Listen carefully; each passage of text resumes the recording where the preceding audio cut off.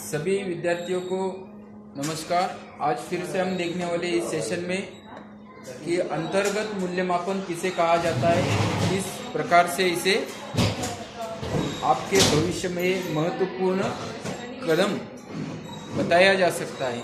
कि अंतर्गत मूल्यमापन की पूरी जानकारी आप सभी को है।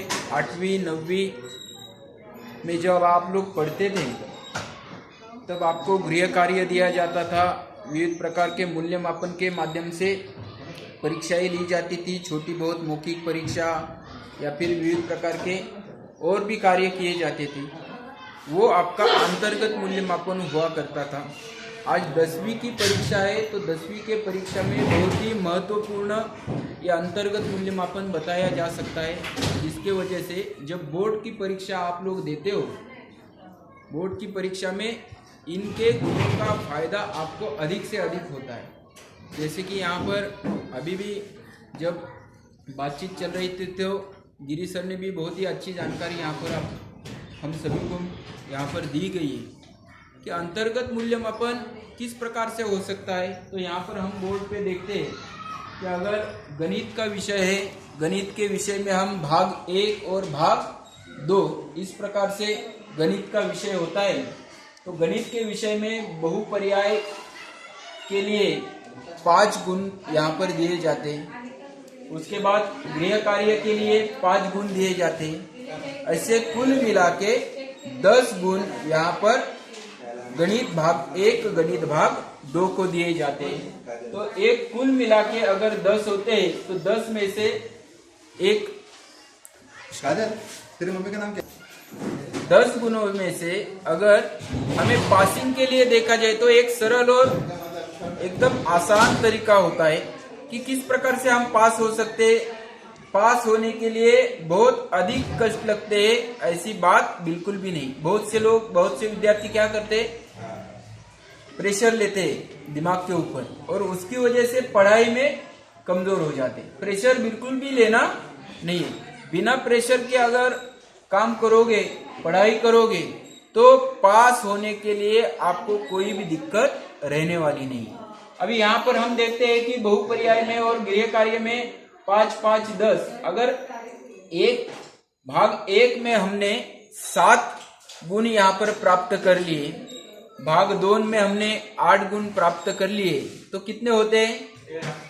7 और 8 15 होते हैं। तो हमें पासिंग के लिए कितने चाहिए होते हैं?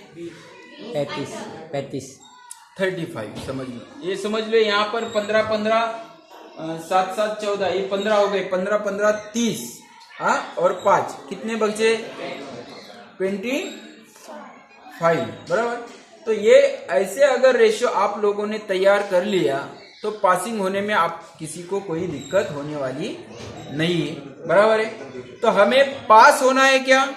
नहीं, हमें पास नहीं होना है, हमें अच्छे से अच्छे गुण यहाँ पर प्राप्त करने हैं, इसीलिए हमें पढ़ाई करनी है। अच्छे से अच्छे अगर गुण प्राप्त करोगे तो आने वाले 11वीं में जब प्रवेश लोगे तो प्रवेश लेने के बाद आपको अच्छी फैकल्टी यहाँ पर मिल सकती है, या फिर डिप्लोमा के लिए जाओगे तो डिप्लोमा के लिए अच्छा ट्रेड आपको मिल सकता है।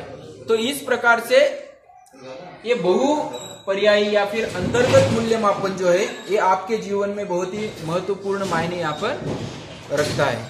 तो इसका ये जब परीक्षा होगी तो इसमें जो भी पूछे जाएंगे प्रश्न, अभी समझ लो यहाँ पर बहुपर्यायी प्रश्न में अ ब क ड ऐसे 4 पर्याय होते हैं। इन 4 पर्यायों में से एक पर्याय यहाँ पर तुम्हें चुनना होता है। मतलब जो सामने है वही तुम्हें टिक करना है।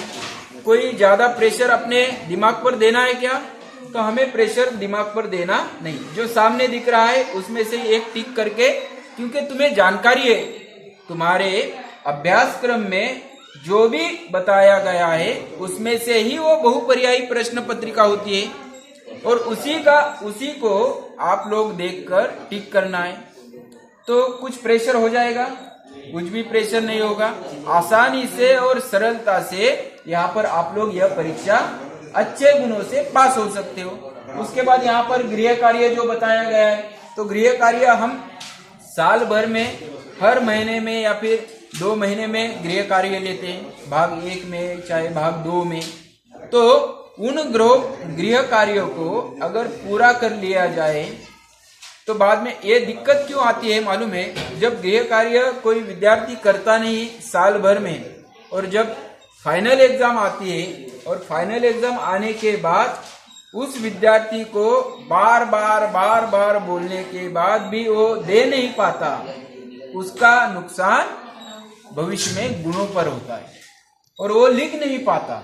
हर महीने अगर पूरा किया जाए गृह कार्य तो कोई भी समस्या निर्माण नहीं होती है। वैसे ही यहाँ पर हम देखते हैं कि 10 प्रश्न थे, 10 प्रश्नों में से हम समझ लो कि 5 गुणों के लिए है तो 10 में से भागीले 2 तो हो गए हो 5 में से आपको गुण मिलेंगे। तो हम देखते हैं कि तीनों भाषाओं के अभी पेपर हमारा किस प्रकार से होगा, तो पेपर हमारा होगा हिंदी, समझो 3 भाषा है, 3 भाषाओं में से हिंदी है, अंग्रेजी है, मराठी है, गणित 1 है, गणित 2 है, इतिहास है, भूगोल है, ये सभी अभी जो जितने भी विषय है तो कैसे गुण उसके होने वाले हैं या फिर कैसे गुणों का विभाजन वहां पर है। तो 20 मार्क और 80 लिखित, 20 का अंतर्गत मूल्यमापन रहेगा और 80 गुणों का तुम्हें राइटिंग पेपर यहाँ पर रहने वाला है। तो जितना हो सके आसानी, बहुत ही अच्छी तरह से यहाँ पर पेपर लिखोगे तो गुण एकदम अच्छे मिलेंगे। आसान परीक्षा पास होने में अच्छे गुण लाने के लिए थोड़ा सा हमें मेहनत करना पड़ेगा, ये बात थोड़ी सी आप सभी लोग समझ लो। हर साल या फिर साल के शुरुआत से लेके अंत जब परीक्षा का दिन आता है उस दिन तक सभी शिक्षक आपको बोलते हैं कि पढ़ाई करो, अच्छी पढ़ाई करो, गुण अच्छे प्राप्त करो, अच्छे गुण प्राप्त करने के लिए अधिक से अधिक पढ़ाई करो।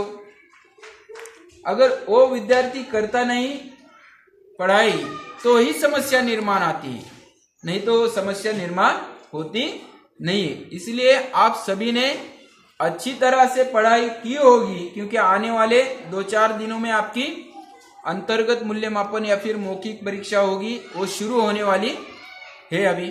तो आप सभी ने वो पूर्ण रूप से अभी पढ़ाई की होगी, यही आशा यहाँ पर मैं अपने मन में रखता हूँ और जितनी होगी उतने अच्छे गुण प्राप्त कर लो, ऐसे आपको बेस्ट ऑफ लक भी कहता हूँ।